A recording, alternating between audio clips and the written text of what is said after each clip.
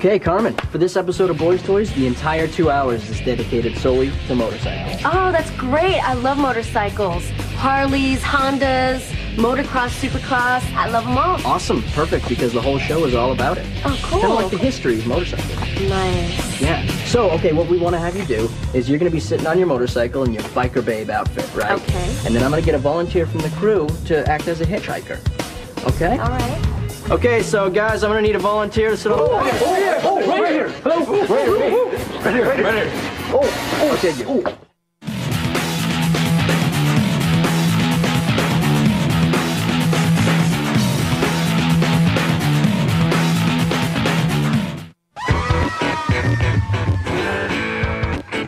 Throw a leg over the saddle.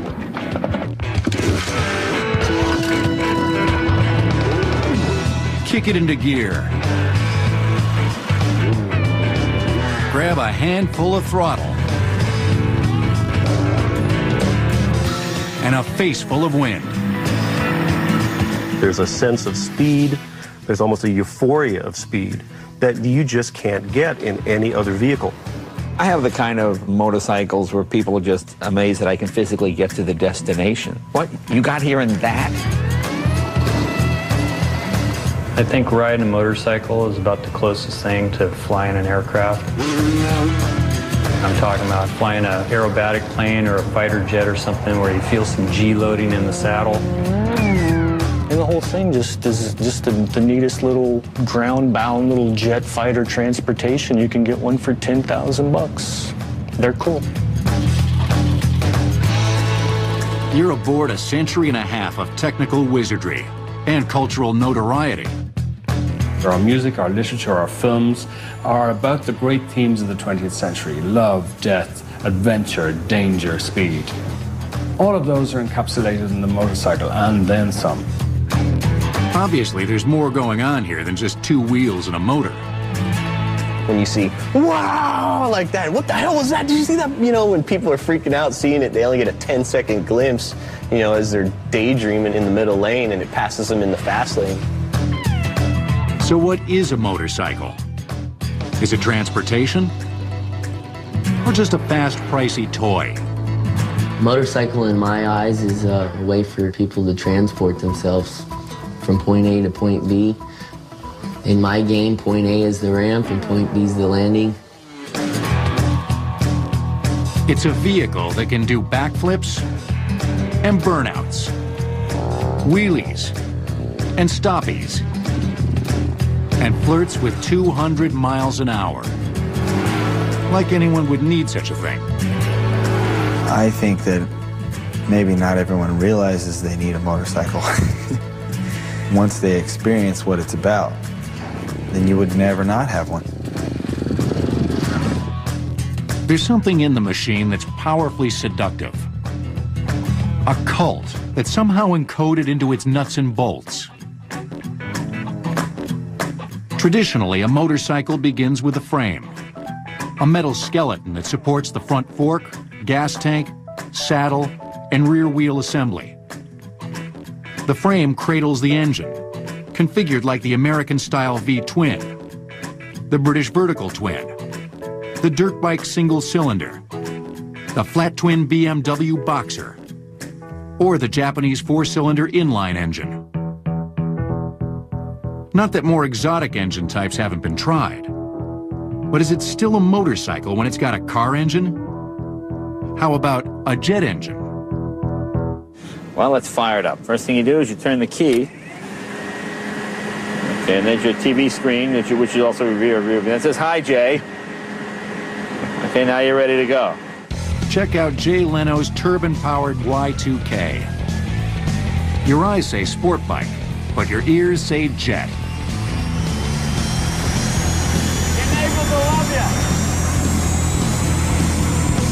It sounds like a jet engine. It sounds exactly like what you'd hear at the airport. I mean, when it goes down the street, you see the heat rising off the back. You've got 1,000 to 1,500 degrees coming out the tailpipe, so that tends to, you know, I mean, you see the ripple effect as it goes down the road when someone else is riding it. It's great fun. What makes the Y2K go? A chopper engine. That is, a helicopter surplus Allison Rolls-Royce jet turbine, lightly used. Aircraft engines have to be certified so many hours and then torn down, but you still got thousands of civilian hours left on them. So we put them to good use, and he puts them in motorcycles. The engine weighs just 135 pounds and makes for a comparatively light 500-pound sport bike. But that's pretty much where the similarity ends. The thing about a jet is the faster you go, the faster it goes. Most internal combustion engines, the faster you go, they tend to slow down. With a jet, it's the opposite. With the jet bike, you leave the line with maybe 55, 60 horsepower. Then you go about 50, 80 feet, you now have 100 horsepower. And another 50 feet, 150, 200, 250, 300, 350. And it just keeps multiplying until it gets ridiculous. Top speed? Nobody knows. On a short airport runway, the Y2K was clocked at 237 miles an hour. Given a longer straightaway, take a guess. All that power without the mechanical chatter of a gas engine. It's dead smooth. I mean, it is dead smooth. You put your hand on the tank while it's running. It wasn't for the shrieking noise. You wouldn't realize it was running at all. It's that smooth. That's what jets do. The only downside of the jet engine is that there's a 1 to 2 second lag between throttle action and power delivery. And you've got that turbo lag on both ends. So if you're going down the road and you shut off, well, you don't really shut off. You have another second and a half of pulling really hard. If you don't mind trading a little turbo lag for jet power, this may be your next bike. That is, if you can handle the price tag, $185,000. As for explaining the Y2K to your neighbors, good luck. It's one of those things, if you have to explain it, it's like describing sex to an alien. Well, see, the man and the woman, you know, you either get this or you don't. It's one of those things, if you have to explain it, it's probably lost. Unorthodox engine and unholy power aside, the Y2K works and looks like a sport bike. We can agree that it's somewhere in the motorcycle family. But consider the Dodge Tomahawk, the Boss Hoss, and the Road Dog. Are they motorcycles or muscle cars?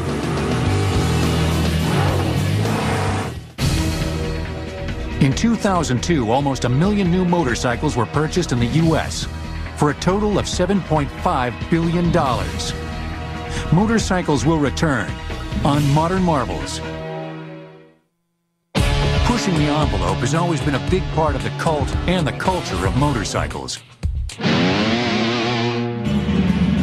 In 2003, Daimler Chrysler was about to give the envelope a gigantic shove. At the International Auto Show in Detroit, when Chief Operating Officer Wolfgang Bernhard rode the Dodge Tomahawk on stage, the motorcycle world had a new heavyweight champ. Okay? How about that? All right? At 1,500 pounds, it will do 0 to 60 in 2.5 seconds. And theoretically, it tops out at about 300 miles an hour. Okay? We haven't done that yet, but we'll do that sometime. Chrysler's Mark Walters, an avid motorcyclist, designed the Tomahawk after his boss asked him to try to squeeze the V10 engine from the Dodge Viper sports car into a motorcycle. He came to me and said, well, Mark, you ride motorcycles, and why don't you take a look at this, you know, because it's a great big motor. It might not be possible to make it look right. And I thought, yeah, no kidding. What Mark came up with was a rolling work of art that creates excitement even when it's standing still. I tried to let as much of the mechanicals play a part in that as possible. And there's an honesty to it, even though, I mean, it's kind of ridiculous, the whole thing. But there's something there, there's a rawness to it.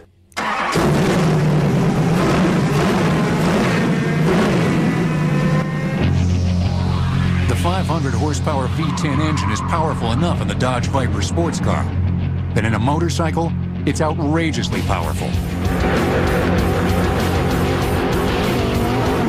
I think in the motorcycle world, if you offer more horsepower, there will always be takers.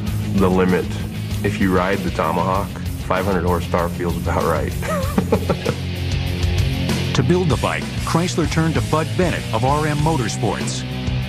The more horsepower, the better. And, you know, how much is too much? I haven't seen it yet.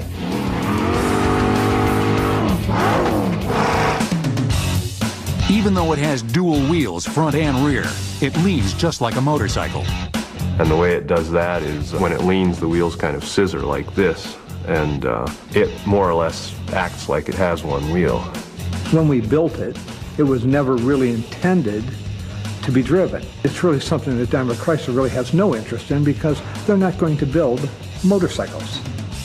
And there's the rub. Daimler Chrysler is a car company, not a motorcycle company. The Tomahawk is just a show vehicle, created purely to showcase the engine of the Dodge Viper sports car. At least, that was the plan, until wealthy motorcycle collectors started begging to buy Tomahawks. So Daimler Chrysler and RM Motorsports have agreed to hand-build 9 more. Because of liability concerns, they'll be delivered as unrideable, probably with no drive chains. The first to be offered for sale is in the Neiman Marcus Christmas catalog, priced at $555,000. They will take a check. The Tomahawk wasn't the first motorcycle to use a muscle car engine. The Boss Hoss came out a few years earlier. Eddie Paul builds extreme machines for Hollywood, choppers for the movie Mask and Streets of Fire, street racers for the sequel to The Fast and the Furious. His motorcycle of choice is the V8-powered Boss Hoss. The first idea I had was I wanted to build a V8 motorcycle. Then somebody came up and showed me an article in Popular Mechanics and said somebody beat you to it. So we got 2 of them. Boss Hoss of Dyersburg, Tennessee, has been turning out road bikes since 1999. They weigh in at 1,100 pounds. There's a 2-speed automatic transmission and a 350 cubic inch Chevy small block, putting out 355 horsepower. If you like burnouts, this is your bike. As if that isn't enough, there's a Stud Hoss version with a 502 cubic inch big block. It'll cost you $39,200. Owners like Eddie Paul report that the Boss Hoss is a carefully crafted, reliable ride. In a word, it's a motorcycle. But what classification of vehicle is this? For decades, it was the Loch Ness Monster of motorcycles. Nothing to prove it was real, but a handful of sightings and a single photograph. Disbelief. And I thought it was just a prank that somebody had gotten a bunch of old parts together and made something to stage a photo. Still, publisher and collector Buzz Walneck set out to determine whether the monster was real. He ran an ad in his own magazine. And it was about 2 weeks later, a phone rang and Helen says, Buzz, the hair on the back of your neck is going to stand up because somebody called and they know where it's at. Amazingly, Walneck learned that there were not 1, but 2 of the bikes, the one in the photograph and this one, a later copy, which he added to his collection. Beauty is in the eyes of the beholder. It looked like a brand new Indian, it looked like a brand new Harley. Road Dog, the bikes were called, by their builder, William Wild Bill Gelbke. I'd heard that he had put on about 20,000 miles in 1 year on the Road Dog, just traveling the country. Get on the road and ride. That Road Dog, the original, is now owned by Anthony Shablik of Green Bay, Wisconsin. Each bike weighs 3,280 pounds and is powered by an early 60s 4-cylinder Chevy Iron Duke engine. You can't just lean a 1.5-ton bike on a kickstand. Wild Bill's solution was to place hydraulic rams at the 4 corners of the machine. frame is a piece of industrial art, welded from aircraft tubing. One piece of pipe that's been turned and twisted and bent outward, curved up, comes around, goes, and comes around all the way to the bottom. The beer cans are also standard equipment.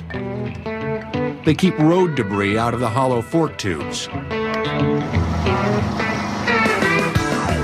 And what's it like to ride a road dog? This one's all but retired from the street, due in part to an ill-fated road test by motorcycle journalist John Burns.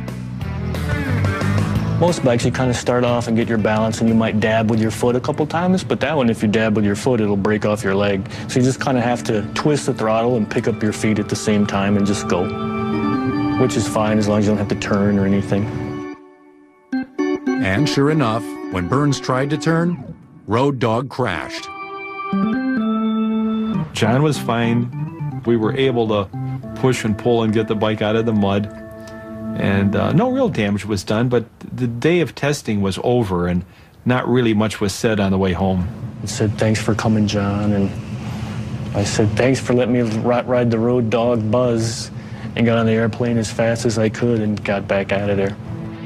Only one man seemed to be able to ride Road Dog, its late creator. Wild Bill Gelbke was gunned down in 1978 by police after allegedly shooting at an officer. So it's unrideable, and it's cobbled together from car parts. Is it a motorcycle? Perhaps not, except in the sense that it's a maverick machine built by a garage tinkerer. This trait is something that runs through the history of motorcycling, from William Harley to Soichiro Honda.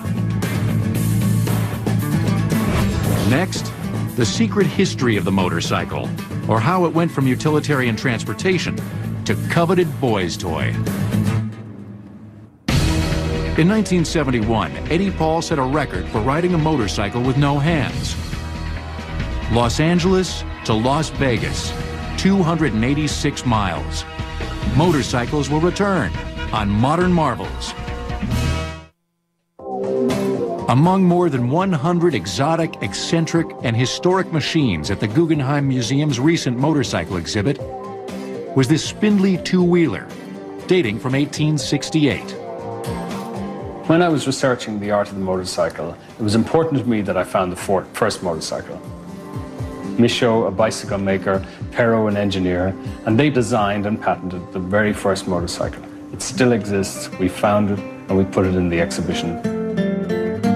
Like all motorcycles, it's a time machine, taking us back to 1860s France. The velocipede, or pedal bicycle, had been invented in 1861. It quickly became all the rage of the French aristocracy, who were perhaps the first celebrity bikers. For the wildly popular sport of bicycle racing, a fast pace machine was needed. And so Pierre Michaud fitted a small industrial steam engine into one of his velocipedes. At full steam, the contraption was good for about 19 miles an hour. But while the bicycle is an obvious progenitor of the motorcycle, there are others. One of which isn't a machine at all. In very simple terms, a motorcycle is a mechanical horse. The kinship between biker and horseman is bred into the machine. It's most apparent in the way the particular riding positions have carried over, from horse to motorcycle. Americans have Western saddles. They stick their feet forward, and they don't use their feet very much for commands.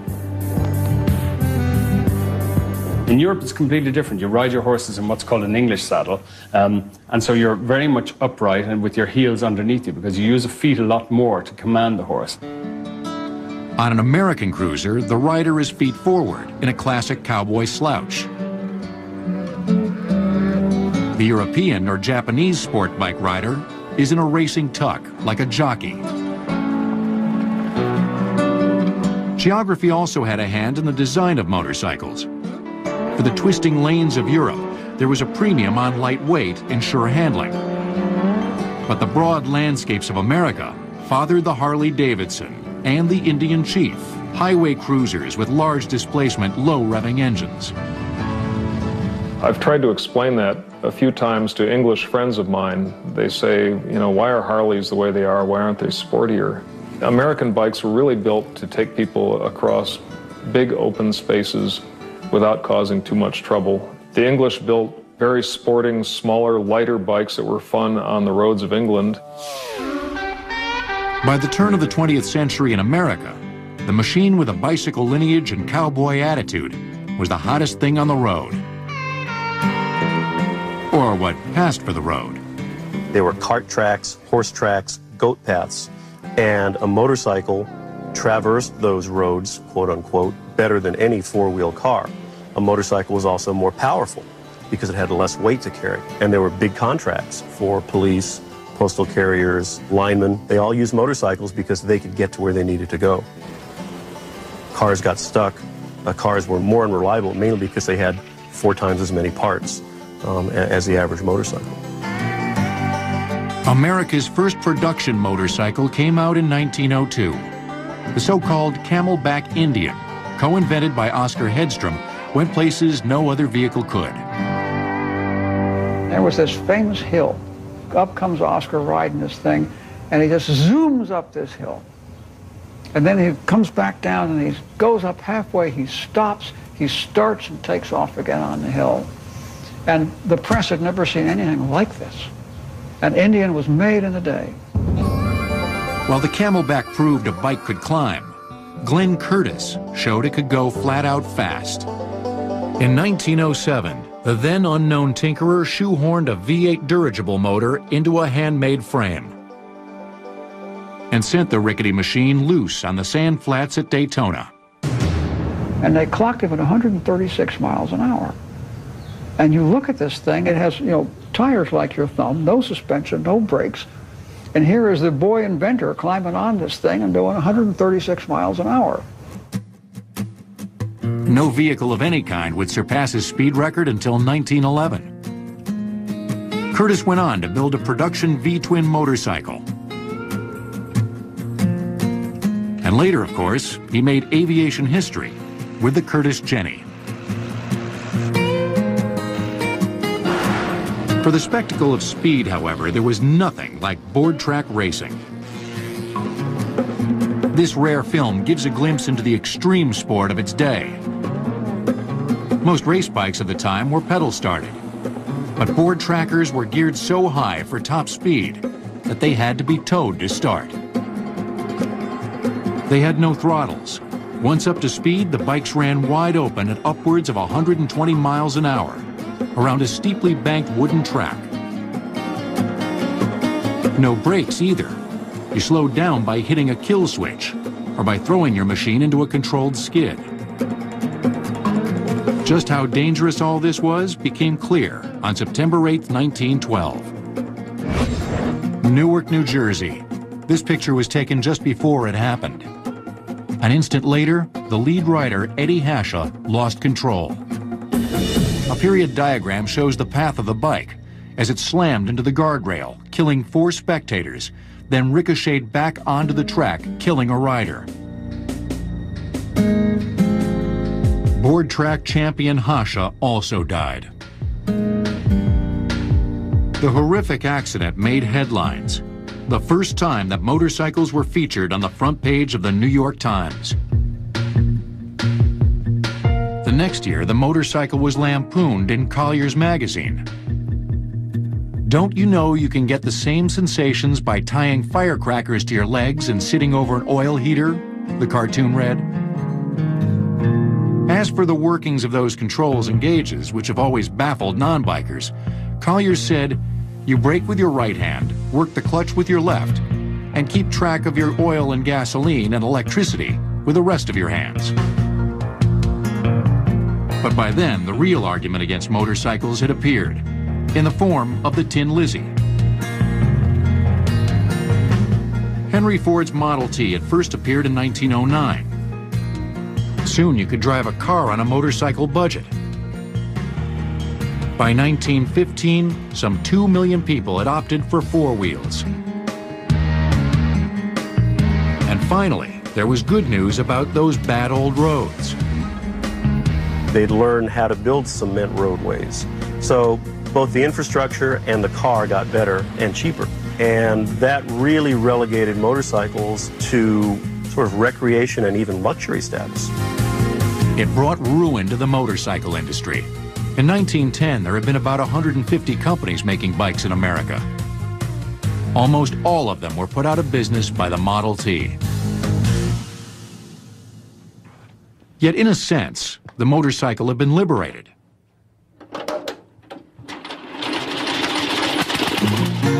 They didn't need to be all that practical anymore. Once you might have chosen a bike for cheap transportation, but now you rode it just because. The thrill of speed. And the thrill of the speed of a motorcycle is to do with the fact that the wind is in your face. You are not in a motorcycle, you are on a motorcycle. You are not going through the countryside, you are in the countryside. When it rains, you get wet. When it's sunny, you get warm. When there's somebody cutting grass, you smell that. In a motorcycle, you are moving across a nation and you feel like it. The cowboy connection again. Some people just crave the freedom of the saddle. But back in the 1920s, if you chose to ride, your choices continued to dwindle. During the 20s, Excelsior Henderson was one of the big three American motorcycle companies. The Super X and its oversized Springer front suspension was a favorite of racers and the police. Until the Great Depression came along. The most direct effect, immediate effect, was that Excelsior Henderson went out of business. That was owned by Mr. Schwinn of Schwinn bicycle fame. And he looked at the tea leaves, the financial tea leaves, and he called a meeting and he said, "Gentlemen, today we stop production." With Excelsior Henderson out of the picture, there were only two companies left. In the long run, there would be room for only one. Next, Harley-Davidson versus Indian. The great rumble of the American road. Winner takes all.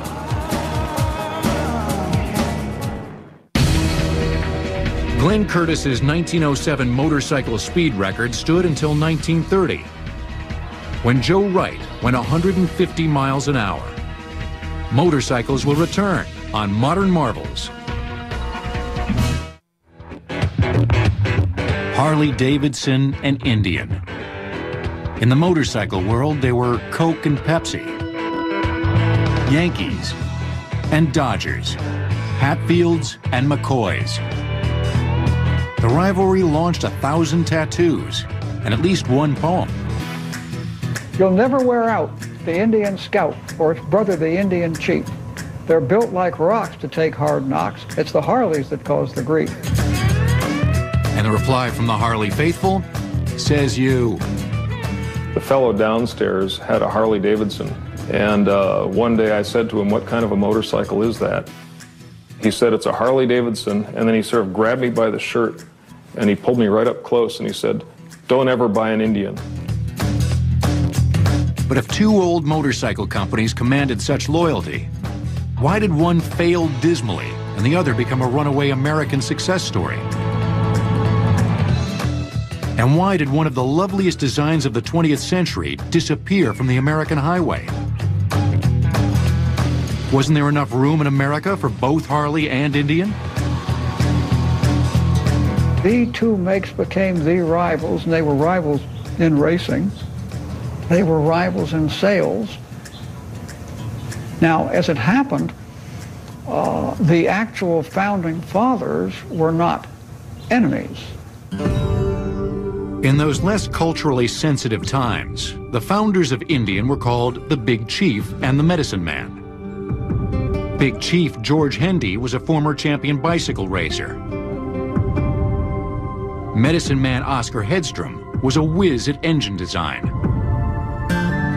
Between 1902 and 1914, Hendy and Hedstrom built the world's biggest motorcycle company in Springfield, Massachusetts. Indian was the innovator. Indian set some speed records in America, and the Europeans, as they usually do, laughed. And so they sent a couple of Indians over to England, and they finished 1-2 in the Isle of Man races. A distant second in sales was the Harley-Davidson Motor Company of Milwaukee, Wisconsin. The company began producing a reliable single-cylinder bike in 1903. But it wasn't until 1909 that they really hit their stride with the 45-degree V-twin. You can look at that bike today, and you can see in 2002 where that bike has come. There's a direct lineage between that V-twin and the V-twins of today. But then, the nature of the rivalry abruptly changed, due in part to another tragedy at the Motordrome. In 1912, top Indian rider Jake DeRosier was gravely injured on the board track. After that, it said, Oscar Hedstrom lost his taste for motorcycling. The day of DeRosier's funeral, Hedstrom retired from Indian. Big Chief George Hendy soon followed.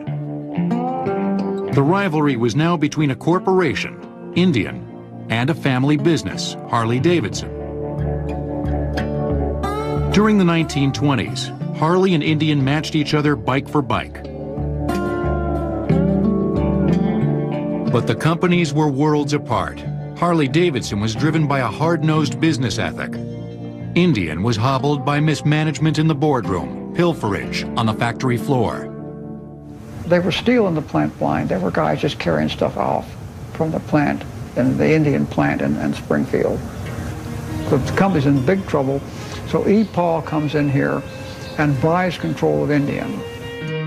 E. Paul DuPont bought Indian in 1929. Heir to the DuPont paint dynasty, he was also a motorcycle enthusiast. For the first time in over a decade, Indian was run by a gentleman biker. He brought a motorcycle ethic to the company, and he knew how to run companies. The files are full of handwritten notes that he wrote to the engineers. You know, rode the new Scout, not happy with the power band, the brakes, the whatever. What can we do? Indian was back, though now in second place. And Harley was developing the machine that would keep them there. By 1936, it was ready. The EL model with the Art Deco lines and two-fisted rocker boxes on the engine, which was soon to be known as the Knucklehead. The real innovation was between those knuckles. Older Harley and Indian engines were called flatheads, or side valves, because the valves were beside the piston. Rotating the valves to a position over the piston heads allows for higher compression and better engine breathing. And breathing in an engine is the key to making horsepower. The more it breathes, the more gas and air you can put in, the more power it makes. For the first time in the long rivalry, Indian had no comparable bike. But there was life in the old company yet. In 1940, Indian unveiled a motorcycling classic. It came from the school of streamline design. Streamlining was the art of making objects look fast while they were standing still. For the 1940 model year, Indian designer Briggs Weaver achieved the effect on a motorcycle. Probably the single most distinctive shape in motorcycling, starting out with the front fender, the fully valenced fender, the Indian Chief running light, the chrome moto lamp headlight. It just sort of set the whole streamlined tone for the rest of the bike. And then you've got this sort of teardrop-shaped flowing rear fender that complements the front fender. It really is, to many people's eyes, probably the best looking of the Indian Chiefs. Yet to many bikers of the day, that gorgeous sheet metal was just excess baggage. Any Indian restorer will tell you that thousands of them were thrown away and stacked up behind Indian dealerships, and mechanics who worked on them at the time were constantly taking them off and throwing them away. But the coming of World War II soon halted production of all civilian vehicles. The rivalry was now for military contracts. For the Army, Harley-Davidson developed a 750cc V-twin. Indian came up with a 500cc bike. Not exactly a fair fight. The Army called for a 500cc bike. Harley built a 750. Indian played by the rules and built a 500cc bike that was pretty underpowered compared to the Harley. So Harley came out of the war in better shape than Indian. Harley had produced 88,000 military bikes. Indian, fewer than 40,000. Yet after the war, Indian made one last daring play to steal Harley's thunder. E. Paul DuPont left Indian in 1945. He was succeeded by 36-year-old Ralph Rogers, a man with a vision to revolutionize American motorcycling. Right after the war, everybody wanted wheels. If you couldn't get a car, you wanted a bike. Problem was, as Rogers thought, you might be intimidated by one of the old-fashioned road burners. He was not swayed by the romance of the big road-going chief. He realized that these were old designs that had their roots in the 20s and 30s. In 1949, Indian introduced the motorcycle line intended to put every American on two wheels. There was a single-cylinder Indian Arrow and a redesigned Scout with a British-style vertical twin engine. The new Indians were hyped by the celebrities of the day. Cary Grant, Robert Ryan, and football star Bobby Waterfield and wife Jane Russell took photo ops aboard the new Indians. The marketing might have been sound, but the bikes were not. They were badly under-engineered and plagued by electrical failures. The new model line sat in mostly empty showrooms. And the dealers came in begging, threatening.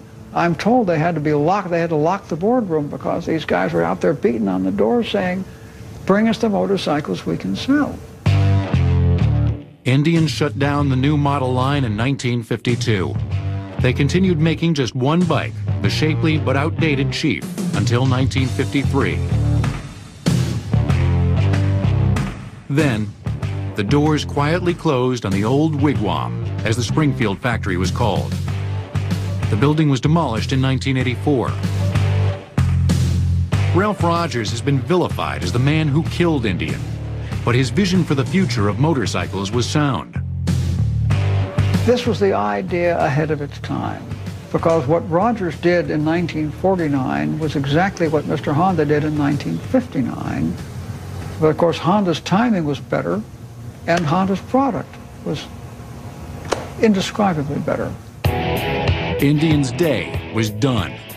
Harley-Davidson was in sole command of the field. But the old rivalry between Milwaukee and Springfield has never quite died. Just ask a couple of partisan bikers, as Peter Egan did. And I said, what was that Indian Harley thing all about?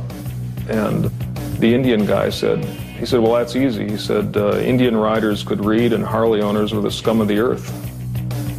And of course, the Harley guy thought it was the other way around. Next, two sides of the law, one motorcycle. Harley-Davidson in the 1960s, from cop bike to radical custom.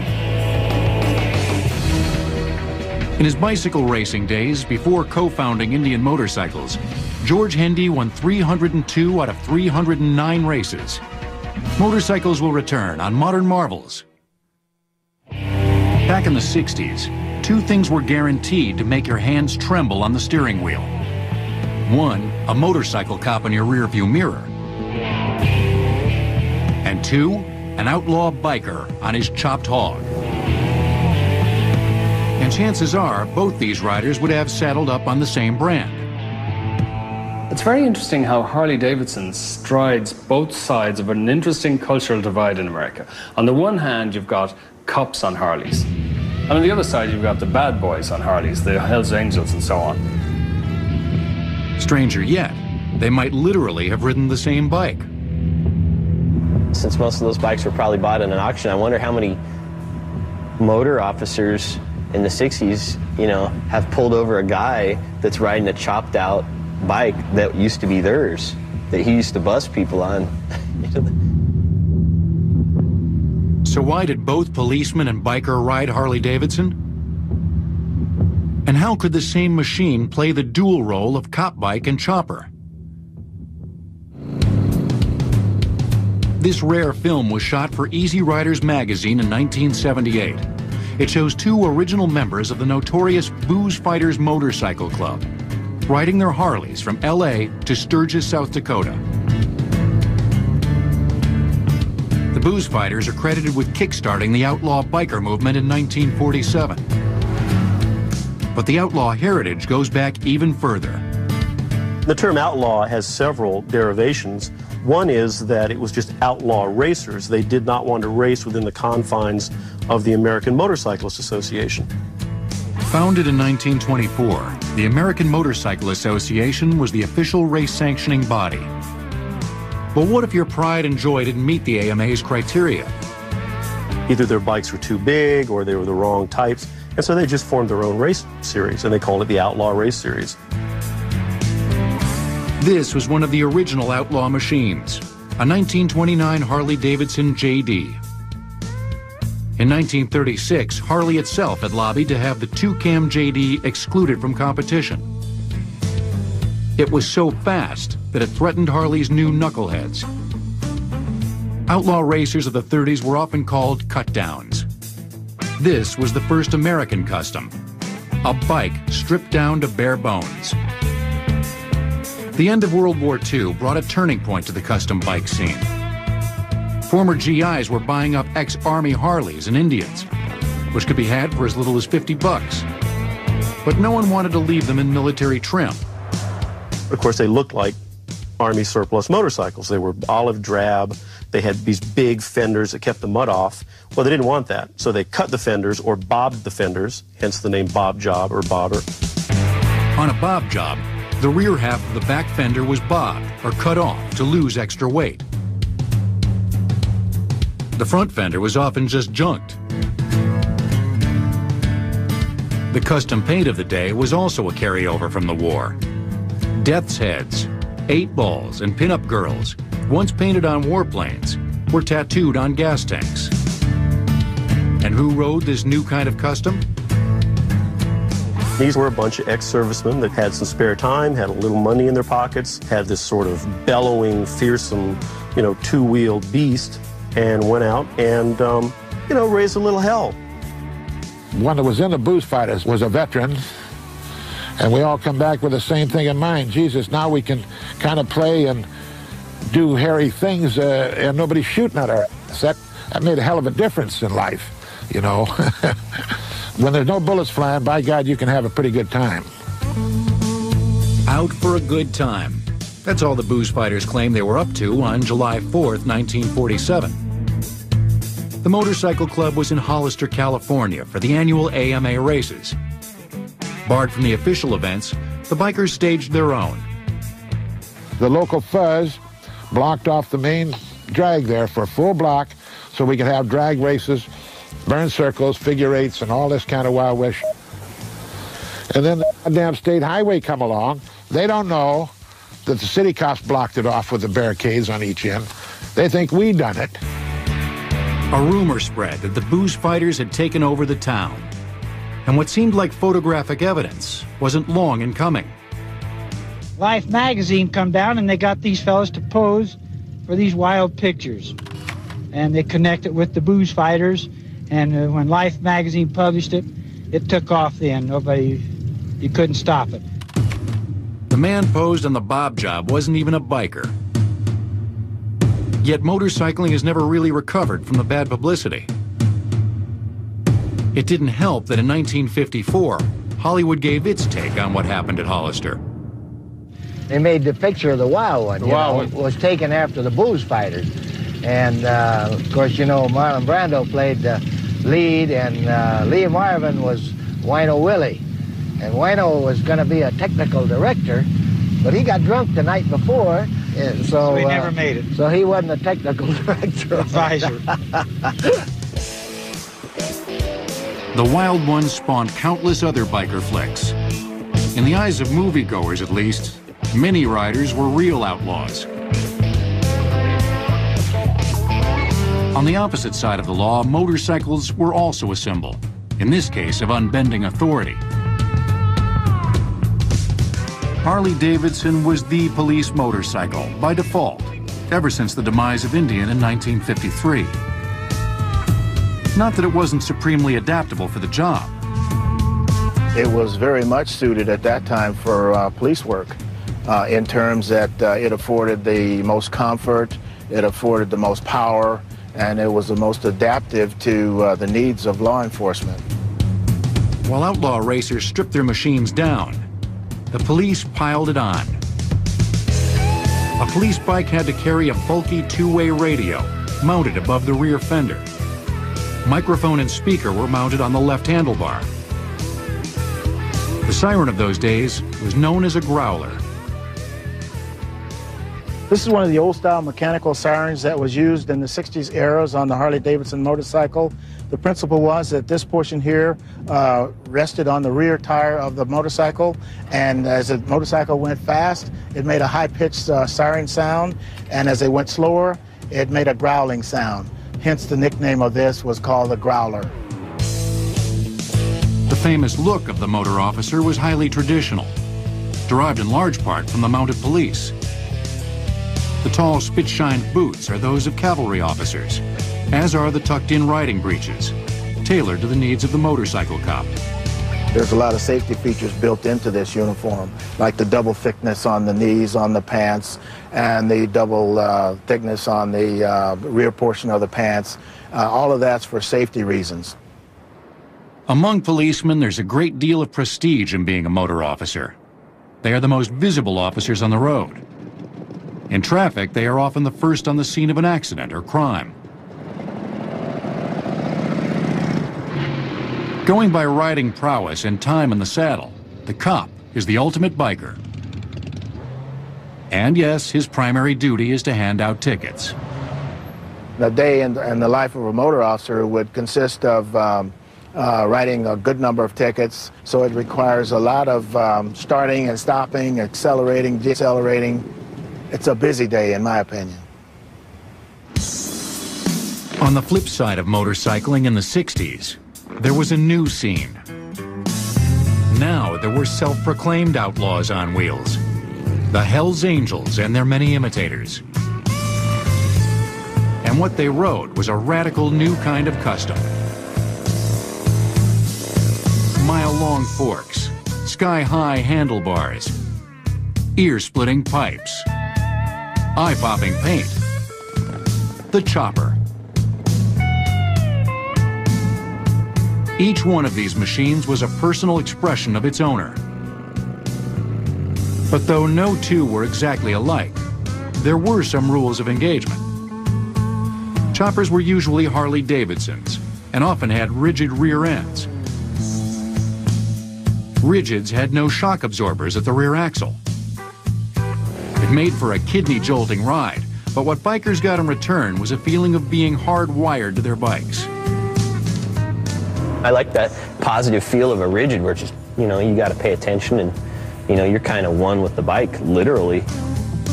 As for those exaggerated front forks, so long they made the wheels look tiny by comparison, they were yet another legacy of World War II. I think this front end right here, which was a Harley-Davidson like military XA front end, which is a couple inches longer, so it made the bike sit up higher for better ground clearance.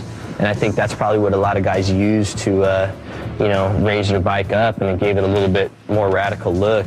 To go even farther, guys used to take, you know, early Ford radius rods, which had the same, you know, general shape, and they could hack these off and plug them right in there, and they'd make the front end like this long. And once those forks started stretching out, all bets were off.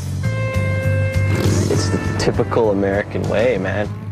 If 3 inches good, then 20 inches is like way better.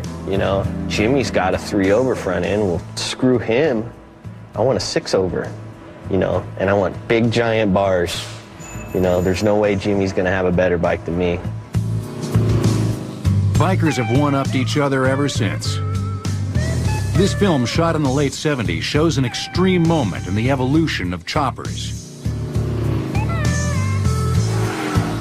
By then, there were radically stepped seats, tall sissy bars for the passenger to kick back on, those high handlebars called ape hangers, and at the other extreme, short flat handlebars called drag bars, stretched gas tanks, wild paint jobs, and acres of gleaming chrome completed the outlaw ride. The chopper is one of the most enduring of custom styles. Cues from the 60s and 70s have found their way to modern Harley-Davidsons. And today, one of the most coveted rides of all is a West Coast chopper by old school builder Jesse James. I like them to look like there's not enough parts there to make it run. You know, a couple major components are missing. You know, they must be. That bike can't even run. And people are standing around like having an argument whether it runs or not, and then I jump on it, do a big burnout, and they're gone. Back in the 60s and 70s, while cops and bikers were loyal to their Harley-Davidsons, the motorcycle world was completely changing around them. Next, Triumphs versus Sportsters, mods versus rockers, and the British motorcycle industry versus Mr. Honda. You may not have known it if you just rode Harleys, but the 50s and 60s were a time of dizzying change. The British came to visit. The Japanese came to stay. Scooters came and went. And it all began in 1948 with a man in a bathing suit and swim cap. American rider Rolly Free is seen here practicing for a record attempt on a British-made Vincent. The stomach-down riding position was optimal for minimizing wind resistance, even though the rider couldn't see where he was going. But on September 13th, 1948, at the Bonneville Salt Flats, Free went even further. He went like 149.9. He just couldn't get faster than that. So he took off his leathers and his boots, stripped down to essentially his underwear, a bathing suit, and laid on the bike and broke 150. That gave him the aerodynamics he needed just to get over there. In a chase car, a photographer captured the moment. Life magazine printed that picture, and everybody in America instantly knew that there was this motorcycle from England called a Vincent that would go 150 miles an hour. And that bike cemented the Vincent legend. It was the fastest bike in the world, and certainly it looked the part. At a time when a stock Harley could do maybe 90 miles an hour, the honest 150 on a Vincent speedometer was mind-blowing. This was a rocket ship to the moon, virtually. 150 miles an hour, that was a magic number. Vincents, like this 1953 Black Shadow, were elite, expensive machines. Not so the other British motorcycles. The pound had been devalued after World War II, making British wheels relatively cheap. The cry was export or die. So that's where you got a lot of the sports cars, the Austin Healey's, the Bug-Eye Sprites, the Triumphs, and that's where you got a lot of the motorcycles, Triumph, Norton, BSA, Ariel, AJS, I mean, the list goes on and on. Many of these bikes could do the ton, as the British called the 100-mile-an-hour mark, right out of the crate. And they were covered with metallic eye candy. The British always had very good-looking components on their bike. They had nice chrome, they had beautifully polished cases, they had a very nice aesthetic sense. Throughout the 50s, the British had bragging rights on Main Street. After all, wasn't Marlon Brando in The Wild One riding a British-made Triumph? And here, a motorcycle races a hot rod. You asked for it. For a television showdown between a hot rod and a motorcycle, a Triumph Thunderbird was chosen. Go!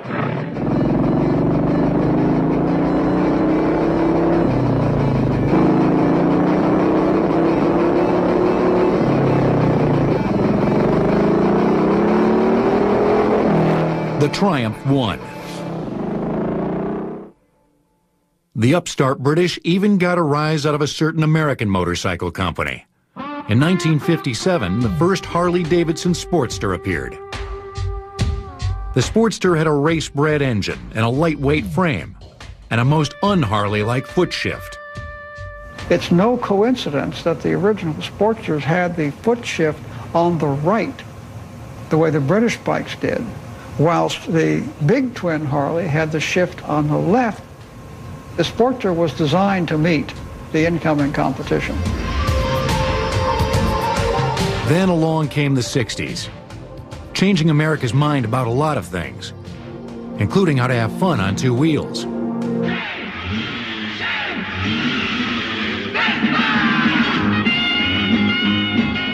Vespa scooters. The carefree little machines arrived on American shores in the early 60s.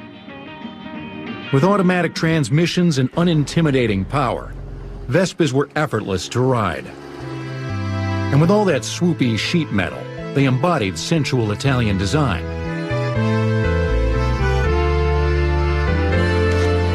A Vespa was a machine that tripped the light fantastic, just like Gregory Peck and Audrey Hepburn in Roman Holiday. But was it a motorcycle? The scooter's tiny wheels and step-through riding position separated it from the real bikes. And scooters don't have the long-standing hardcore following that motorcycles do. It's a strange thing. They're practical, but they're also fashionable, and so they go in and out of fashion. In England during the 60s, scooters and motorcycles didn't mix at all. It was the mods and the rockers. The scooter set versus the cycle cult. Well, the rockers were the more, I guess in American terms, the Fonzie type guys with the leather jackets and the faster bikes. The mods would be guys in scooters that were more fashion conscious. The mod look is seen in a production still from the movie Quadrophenia, starring Sting. Mods wore suits. Their scooters were heavily decorated with ribbons and pop graffiti. And they occasionally came to blows with the leather-clad rockers. Rocker bikes were known as cafe racers, homemade street-going versions of road racers. Often a cafe racer was a combination of two brands. A so-called Triton was a Triumph engine and a Norton featherbed frame. The rarer Norvin had a Norton frame cradling the expensive Vincent engine. By mixing and matching parts, British bikers had created a new kind of motorcycle.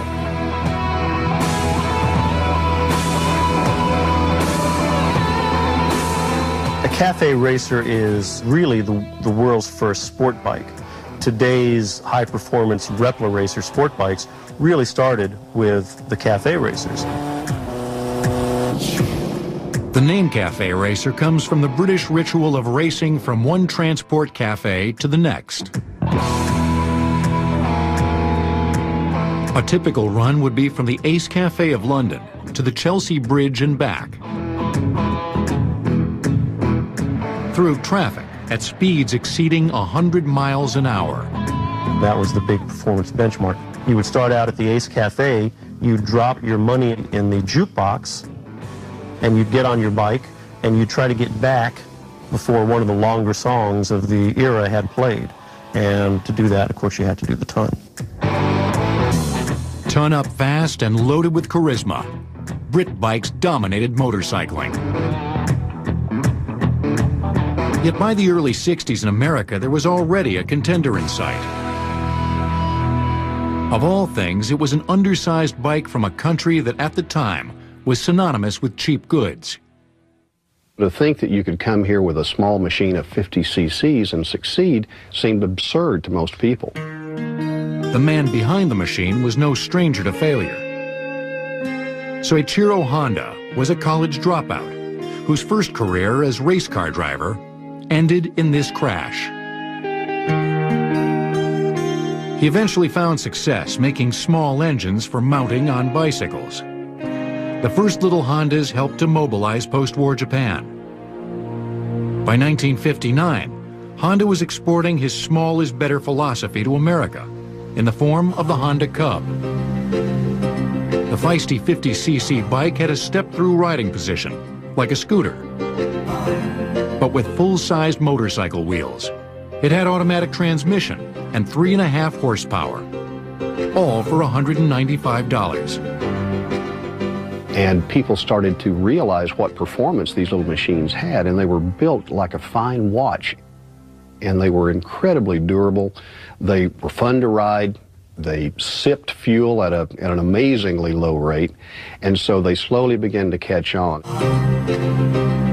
What helped them catch on was a nearly irresistible ad campaign. Bikers at that time were known as mad, bad, and dangerous to know. Your mom didn't want you to associate or be a biker. And so for Honda to be able to break that perception, they had to create this great advertising campaign which said, you meet the nicest people on a Honda. And the Honda you met them on was this little red and cream Honda 50.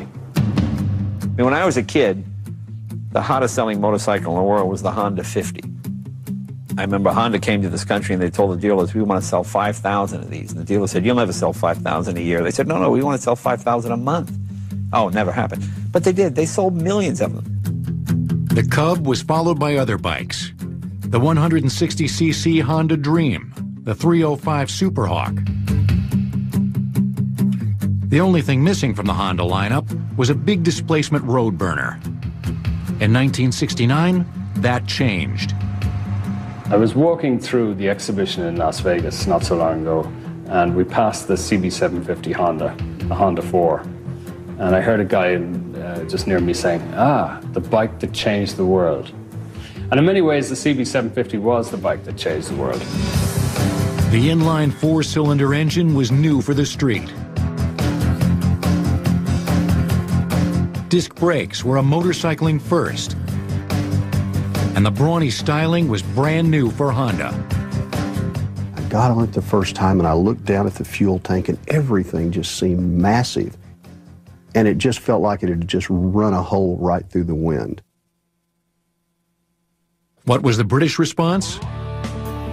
If you met the nicest people on a Honda, you met a certain girl on a Norton. The Norton girl was, only probably the most well-remembered advertising campaign in all of motorcycle history. This was the late 60s, early 70s, and Norton hit upon the idea of putting a very beautiful, very British-looking bird, as they would say back then, with their motorcycles in a full-page ad. But if you looked past the girl to the motorcycle, you saw an increasingly dated machine. A 60s street racer built with 40s technology. And old-time Triumph and BSA buffs will tell you that the bikes of the 40s and 50s were very sweet-running and docile and lasted well, and that as they got into the 60s, they started becoming something they really weren't engineered to be, which was, fire-breathing, high-performance motorcycles. The 1970s were hard times in general in England. The Labour Party and its so-called nanny state put much of the workforce on the dole and spread apathy throughout business, including that of motorcycles. The English blew it. They did not improve their product enough, and they didn't pay attention enough.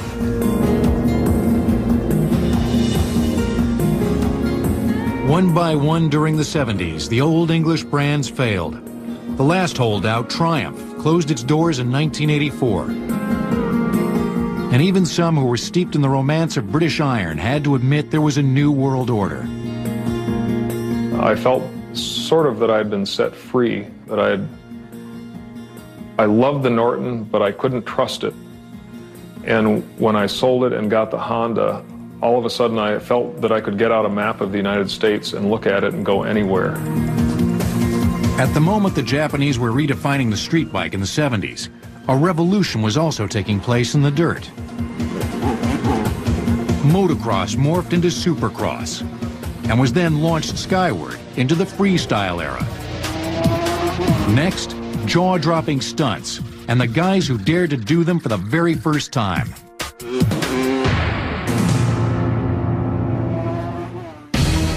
The best-selling motorcycle of all time is the Honda 50. More than 30 million Cubs and Super Cubs have been sold. Motorcycles will return on Modern Marvels. It's often said that riding a motorcycle fast feels like flying. But one kind of riding isn't like flying. It is flying. I like riding street bikes too, but you can't jump a street bike. I want to be up in the air. But was a motorcycle really meant to do this? And how do we get from bouncing over a dirt track to backflips in midair? It began in the 1940s with a cross-country race Americans called a scramble. What's a motorcycle scramble? Oh, man, it's crazy. Take a bunch of cool cats on bouncing bikes, all for the fun. And if this is fun, son, I don't care if you take my share. In the 1960s, America adopted European rules for the race, along with the name, motocross country, or just motocross. Moto is their word for motorcycle. And to basically save space in newspaper ads, Moto Cross Country became just Moto X. Motocross rules dictated that a course should be irregular, so that both right and left turns are negotiated. Hills and jumps were included not for show, but so that riders would be forced to change gears. Motocross races were normally held deep in the countryside, making it hard to attract large audiences to races. But if people wouldn't come to motocross, motocross would come to them. In the early 70s, promoters started building artificial courses in football stadiums. Motocross was a natural fit for a stadium, where finally spectators could take in all the action.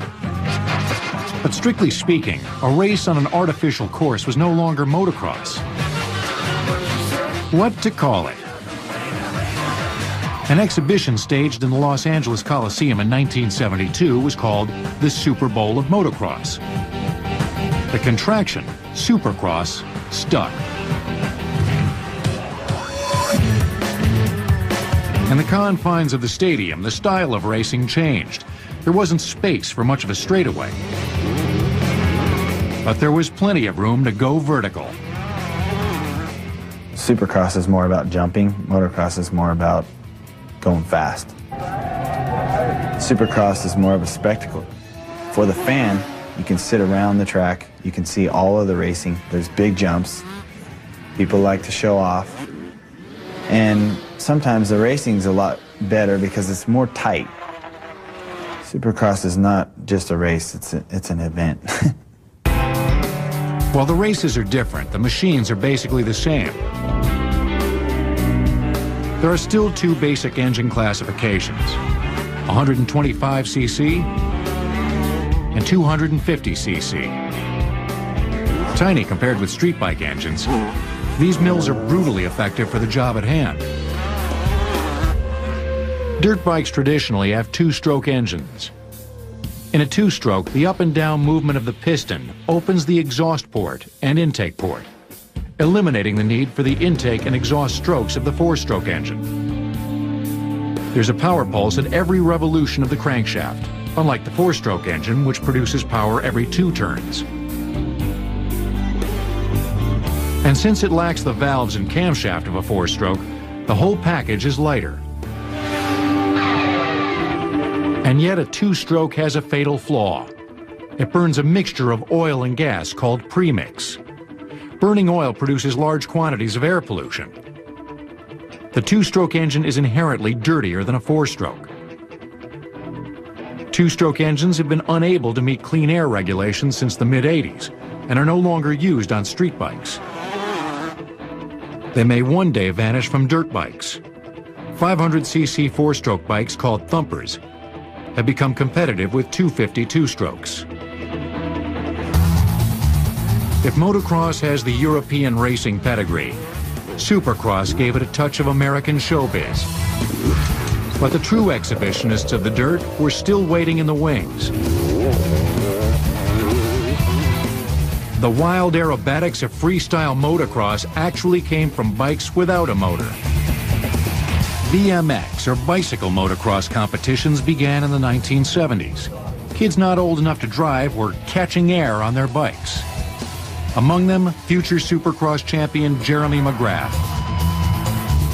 And midway through his record string of Supercross victories, McGrath decided to try something he'd learned in his BMX days. A stunt called a knack-knack. I was a little nervous to test it out in the U.S., so at a European Supercross in Spain in 1994, I did my first knack-knack. It got quite big reviews, for sure. The people didn't know what to think of it. I know what my parents thought of it. They were freaked out, for sure. It became a ritual for McGrath and other riders to celebrate every win with a BMX-style stunt. All the showboating led to expression sessions, held during the halftime of Supercross meets. By 1998, freestyle motocross was a standalone sport, filling up stadiums around the world, even a famous bullfight arena. Plaza de Toro in Madrid, Spain. 25,000 people showed up to watch freestyle motocrossers entertain them. And they told me that the biggest crowd they've ever had there was about 12,000 for a bullfight. The freestyle repertoire includes the bar hop, where the rider shoots his legs over the handlebars. Seat grab Indian air is two tricks in one. A seat grab with a scissors-like motion of the legs, called Indian air. There's the Superman. And a flying handstand called the Heart Attack, the signature stunt of top freestyler Carey Hart. What freestylers would call the gnarliest trick is the backflip. You're seeing the first time it was ever attempted in competition by Carey Hart in 2000. What you can't quite see is Hart's crash landing. Later, Mike Metzger learned how to stick the landing. So what's it like to launch yourself over backwards on a motorcycle? For that split second, you can't see nothing, except you're just waiting for the ground to come around, and it's like, okay, there's the ground. Time to land. That was fun. I want to do it again. And how dangerous is this? Mike the Godfather Metzger has broken both legs, lost 8 teeth, suffered 3 broken backs, was badly scarred by a spinning tire. All before the age of 27. But that was when he was racing Supercross. Metzger believes freestyle is safe by comparison. Right now, you know, I'd really prefer to go out and do as many backflips as I can compared to going and racing with 20 guys on the starting gate. From the heavy traffic of Supercross to one-on-one freestyling, it's little dirt bikes, big air. Next, your dad wouldn't want these bikes leaking oil in his driveway. So what are they doing at the Guggenheim? And Hell's Angels or a pack of orthodontists? The changing biker and his machines. In the 2002 X Games, Mike Metzger extended the spectacle of the backflip by landing it at the end of an 80-foot jump. Motorcycles will return on Modern Marvels.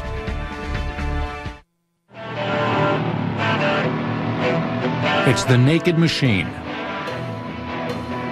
All its workings on display. Designed and evolved to be seen as well as perform. Most motorcycles, you look at it, you see the engine, you see the wheels, you see the brakes. In essence, the mechanicals are on display. Whereas most cars these days, even when you open the hood, you're hard-pressed to see anything mechanical. That motorcycles are mechanical art of a high level is something bikers take for granted. But it took until the early 90s for the art establishment to catch on. About 10 years ago, Thomas Krenz, the director of the Guggenheim Museum in New York, talked to me about making an exhibition of motorcycles. I laughed at the time, and then a couple of years later he called me and he said, I'm going to do this motorcycle exhibition as our end-of-century exhibition. A few snickers were also heard from the cultural elite. Among certain art circles, there was a poo-pooing of, how can a motorcycle be artistic? How can a motorcycle be considered as worthy of being installed in the Guggenheim Museum? The exhibit opened in June 1998. Critics were won over by the display of the motorcycle as a 20th century conduit for design, art, and culture. And museum patrons voted with their feet. The old phrase, a blockbuster, literally means that people line up around the block to try and get in. And this was a blockbuster for the Guggenheim. The end of the line would join the front of the line virtually right around a New York City block. 110 motorcycles were on display, from the 1868 steam velocipede to modern sport bikes. How did a bike make the final cut? The official criteria said it had to have three things: aesthetic merit, technical innovation, and social impact. Yet at least one bike, a replica of Peter Fonda's chopper from Easy Rider, made it on sheer notoriety. The Captain America bike is a great example of how our criteria for selecting bikes applied and didn't apply at the same time. The Captain America bike is virtually devoid of any technical merit. It's a horrible thing to ride, but it is a wonderful thing to look at. What we saw was that people looked at these objects as they would a sculpture. We had children pressing their noses up against the bikes. We had moms and pops poring over details that would be lost on me, getting pleasure out of seeing the particular shape of an engine or a casting or a wheel or a tank, and that was very exciting to see. For the bikers in the crowd, this was vindication for all the years they spent in their garages admiring their cycles. The Guggenheim, which is as famous a building as there is in the world, exhibited in this almost hallowed ground, this Frank Lloyd Wright structure that everybody in the world knows. It really was a moment. So here we have the motorcycle being recognized as art, which is wonderful.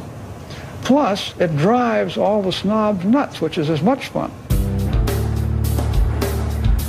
When the exhibit traveled to Bilbao, Spain, it opened with a celebrity biker run. Lawrence Fishburne, Jeremy Irons, Dennis Hopper, and Lauren Hutton were among the motorcycle glitterati. The exhibition drew 2 million people at its runs in Europe and America. Still, it was just one indication of the new way that people had come to look at motorcycles.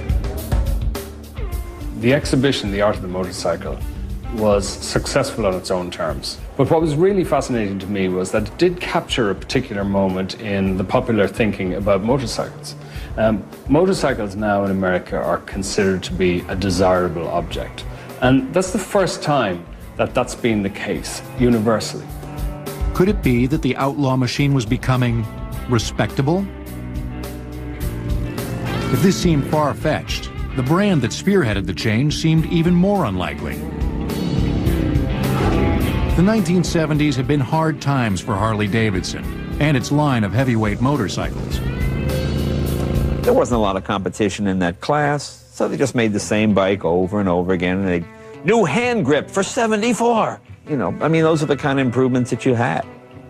They didn't get any better, and consequently they lost market share because they kept making the same thing over and over again.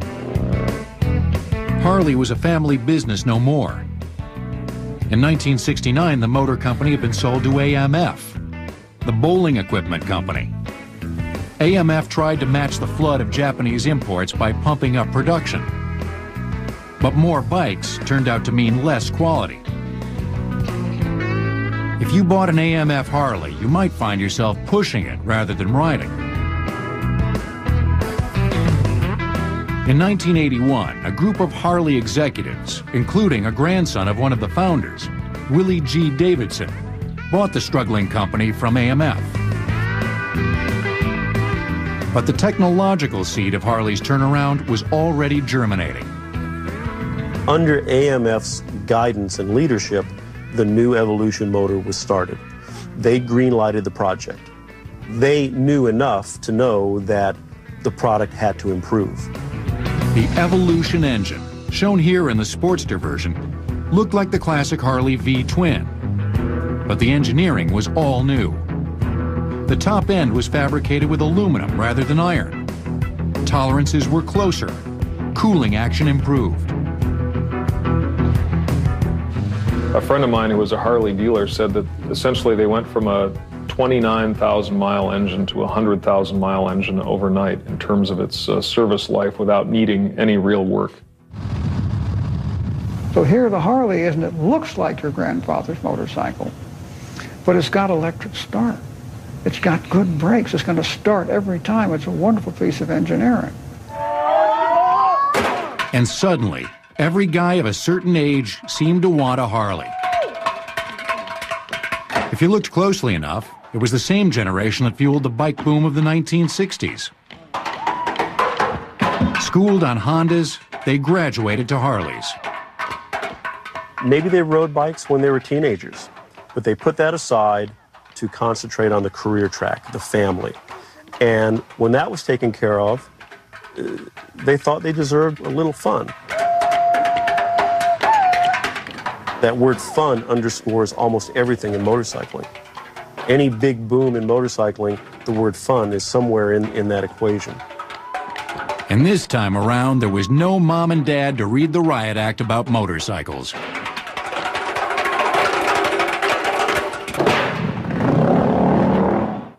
For many people now, it is a wonderful irony that they are able to buy the bike that their parents wouldn't let them have. And that's very liberating. But in the late 90s, Harley began making a surprisingly different kind of bike. The gas is in the frame, the oil is in the swing arm, and the Buell is in your face.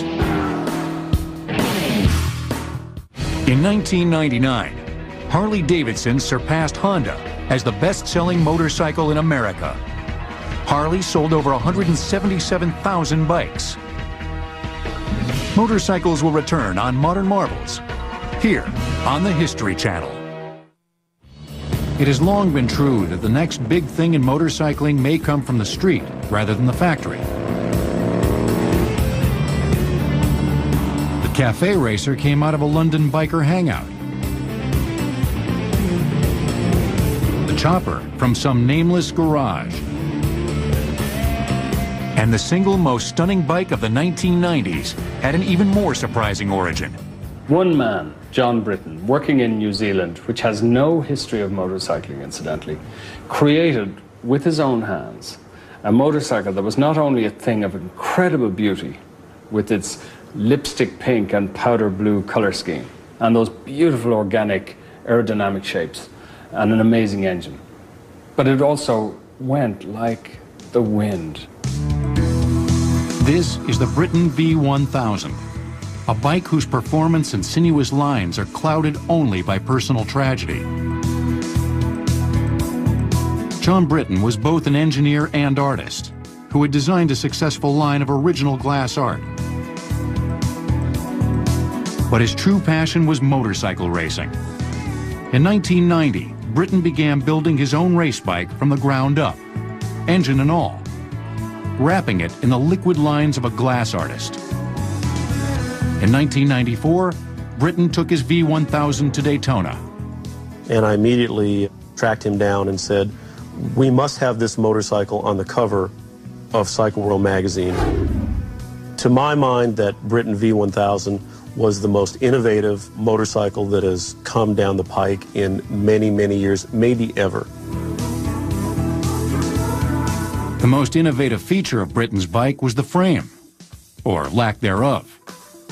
Instead of the usual steel or aluminum backbone, Britain used the engine block as the frame. Tank wheels and all were connected to the engine by organically shaped carbon fiber and Kevlar pieces. The V1000 was beginning to win on the international race circuit when in 1995, Britain died of malignant melanoma. He was 45. He was a man who was lost to motorcycling forever after.